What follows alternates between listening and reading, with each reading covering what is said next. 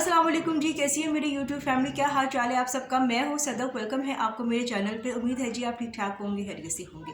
जिन्होंने तो अपने सैलून की बुकिंग करवाई हुई है उनके तो वारे नहीं आ रही हो गई हैं, और जिन्होंने रिसेंटली जाना है काम करवाना है उनकी थोड़ी सी प्रॉब्लम होगी क्योंकि टाइम तो होता नहीं है। ऐसे कुछ मेरे साथ हुआ है कि जहाँ से मैं अपना फेशियल करवाती थी जी, वो गई हुई हैं उम्रा करने के लिए।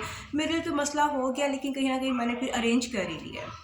हेयर डाई तो मैं अपनी भाभी से ही करवाती हूँ क्योंकि वो काफ़ी अच्छा वो हेयर डाई करती हैं। और यार ये सुबह के बच्चे ना बाहर निकले हुए हैं, मैं समझ नहीं आ रही कि मैं कहाँ जाके ना मैं वीडियो बनाऊँ। इतनी गंदी गंदी आवाज़ें निकाल रहे हैं। तो ये है कि मैंने तो कहीं ना कहीं से अरेंज कर ली अब, और मेरी भाभी ने भी कहा है कि जहाँ से तुम करवाओगी फेशियल वहाँ से मैं करवा लूँगी। तो ये है क्योंकि मुझे लगता है कि फेशियल सैलून वाले ही ज़्यादा बेहतर करते हैं, क्योंकि वो जिस तरह से मसाज करते हैं वो घर में नहीं होता है। तो जी इस बार मैं जो हेयर डाई लेकर आई हूँ वो मैं लाई हूँ ब्री मोड का, और साथ में जी इसका लेवल पर है। ये आज से तकरीबन 2 साल पहले मैंने ब्री मोड को अप्लाई किया था। तो पता नहीं क्या था, यहाँ तो वो एक्सपायर था या क्या था कि मुझे मतलब कि मेरे बाल अकड़ गए थे। फिर उसके बाद जी मैं आ गई थी रेवलॉन पर। तो ये है कि मैं 4 to 5 मंथ्स के बाद ना अपना हेयर कलर चेंज करती रहती हूँ। तो इस पर मैंने कहा यार जो ट्राई करते हैं, वो मैं किसी और शॉप से लाई थी, मैं लाई थी इचरे से। तो ये है कि जी अब मैं जो अपनी जितनी भी कॉस्मेटिक लेकर आती हूँ वो मैं लाती हूँ समनाबाद सिंघार हाउस से, क्योंकि मुझे इनकी कॉस्मेटिक बड़ी अच्छी लगती हैं, ओरिजिनल होती हैं, कोई फेक वाली बात नहीं है। तो मैं अभी भी जाके लेकर आई हूँ ब्री मोड का, और शेड नंबर मैं अभी आपको नहीं बताऊंगी क्योंकि ये मैंने गूगल पर सर्च किया था कि मुझे कैसा हेयर शेड चाहिए। तो फाइनली मुझे मिल तो गया है, लेकिन बात यह है कि मेरे बालों में कलर आता है कि नहीं आता, ये 18-20 आएगा या क्या आएगा, जो जैसा भी आएगा कम से कम कुछ ना कुछ तो आएगा। तो मैं आपको दिखाऊंगी, फिर मैं आपको शेड नंबर भी बताऊंगी।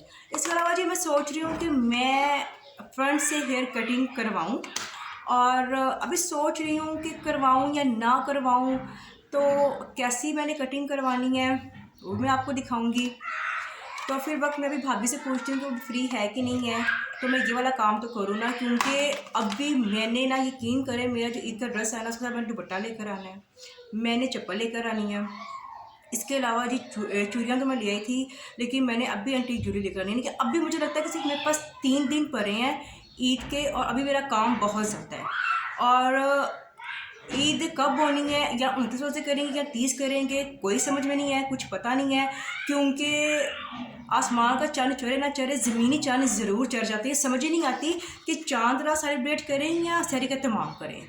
तो देखते हैं जी क्या है, लेकिन जो भी है अब 2 दिन है 3 दिन है, अब तैयारियां तो करनी है ना। तो पहले मैं भाभी से पूछती हूँ, फिर मैं आपको दिखाऊंगी कि शेड क्या है। तो आपने मेरे साथ रहना है। इरम के पास अभी टाइम नहीं था क्योंकि वो ईद की सफाइयाँ कर रही है अच्छी तरह से। तो और इसके अलावा जी हमने रात को फायर में भी जाना था, तो टाइम तो बिल्कुल भी नहीं बच रहा था। मेरे आधे अधूरे काम है ईद के जो भी हो नहीं रहे हैं, क्योंकि मैं इफ्तारी का तो व्लॉग मैं बना नहीं रही हूँ, अपने मेरे काम इधर मुकम्मल नहीं हो रहे हैं। तो अगर मैं आज गई हवेली तो मैं आपको अपने साथ लेके जाऊंगी, क्योंकि ये बस ईद के यही 2-3 दिन हैं। तो मेरे तो खैर कोई काम मुकम्मल हुआ ही नहीं ना, किसी की कोई चीज़ नहीं है, किसी की कोई चीज़ नहीं है, कोई कुछ नहीं है तो मेरा कोई कुछ नहीं है। तो फिर वक्त तो अभी मैं इधर आराम से भी लेटी हुई हूँ, क्योंकि आज मुझे प्यास नहीं लगी हुई, आज मुझे शदीद किस्म की भूख लगी हुई है। और कपड़े वगैरह मैंने प्रेस कर लिए हैं। उसके बाद हमने रात को जाना, फिर तैयार भी होना है। तो मेरा फिर जो डाई वाला काम है वो कल ही होगा, क्योंकि कल मुझे बाज़ार भी जाने हैं। ये बड़ा काम है, मुझे काम मेरे हो जाने थे, मैं खुद ही सुस्ती की मारी बैठी हुई हूँ। हालांकि मैं फ्री हूँ, मैं चाहती तो मैं जाके बाज़ार से अपने छोटे मोटे काम कर सकती थी, पर मैंने नहीं किए। मैं इतनी आलसी और इतनी अलकस की मारी हूँ कि मुझे समझ में नहीं आ रहा कि मैं आपको बता रही हूँ लेकिन मैं कर कुछ भी नहीं रही हूँ। तो कपड़े में से बड़े मुश्किल से प्रेस हुए हैं। बस ये कि अब मेरे अंदर कुछ जाएगा, कुछ मेरी भूख ख़त्म होगी इफ्तारी के बाद तो ही मैं कुछ करूँगी। तो इसलिए मैं ना हाँ, तो ये मेरा अभी ना पार्ट 1 होगा। अभी ईद तक आप मेरे ये जो कंटिन्यू मेरा व्लॉग रहेगा।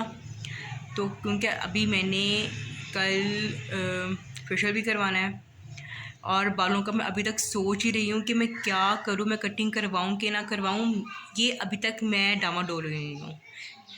फिर इसके बाद अगर कटिंग मेरी हो गई और मैंने करवा ली, ये मैं पूरी रात सोचूंगी, फिर उसके बाद मैं आपको दिखाऊंगी कि मैंने कैसी कटिंग करवानी थी।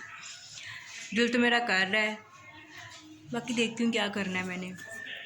तो बस ये कि अभी टाइम थोड़ा है, तो क्योंकि हमारी इफ्तारी है, तो मैं इफ्तारी में तो मतलब कि आपके साथ नहीं होंगी, लेकिन अगर मैं इफ्तारी के बाद गई हवेली तो मैं आपको अपने साथ लेके जाऊंगी और आपने मेरे साथ रहना है और मेरा ब्लॉग भी अभी कंटिन्यू है। तो जी अब हम आगे हैं रोशनाई गेट और मैंने आपसे कहा था कि मैं अपनी यूट्यूब फैमिली को अपने साथ लेके जाऊंगी। और ये जब हो गए एंटर, सारी यहाँ पे शॉप ओपन हुई हैं क्योंकि मुझे बड़ा क्रेज़ था कि मैंने आना है और मैंने यहाँ से शॉपिंग करनी है एंटीक ज्वेलरी की।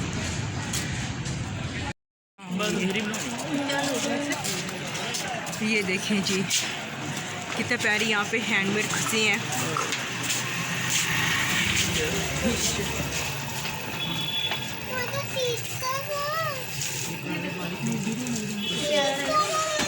ये वाला की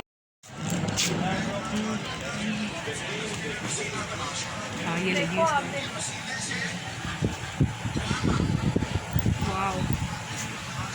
देखो देख रही हूँ मैं कितनी प्यारी है। ये पकड़ ये देखो शहर मांग रही थी, हाँ कितने प्यारे लगे। ये देखो शहर मांग एंटीक रेंज है। नहीं बेटा